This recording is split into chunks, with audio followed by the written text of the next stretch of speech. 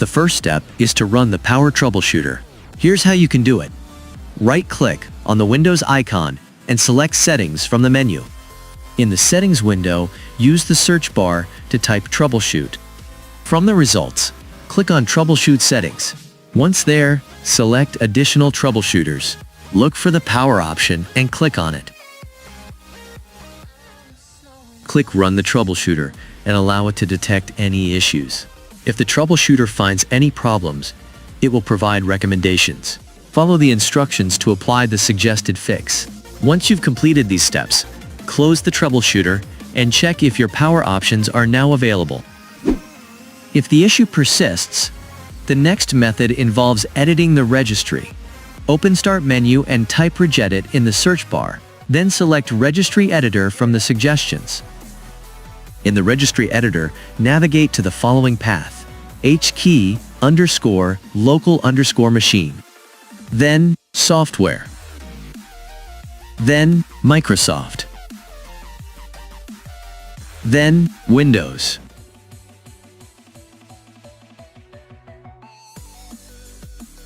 Then CurrentVersion. Then Policies. Then Explorer.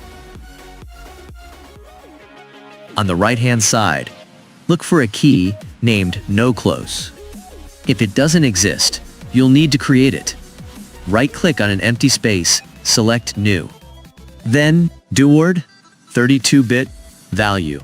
Name it No Close with a capital N and C.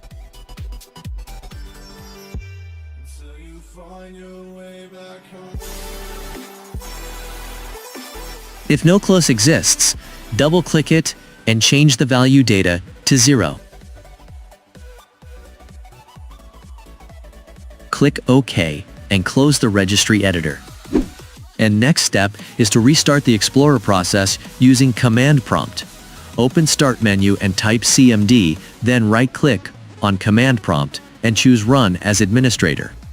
In the Command Prompt window, type the following command and press Enter. Taskkill imexplorer.exe f.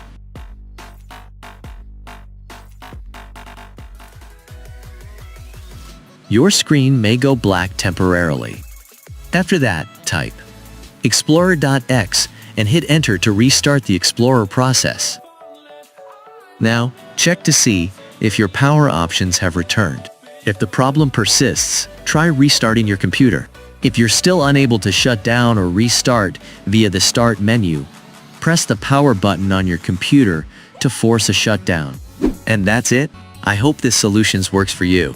If it did, please give this video a thumbs up and consider subscribing to the channel for more helpful tech tips.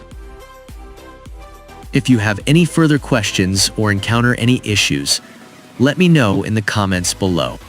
Thanks for watching and see you in next video.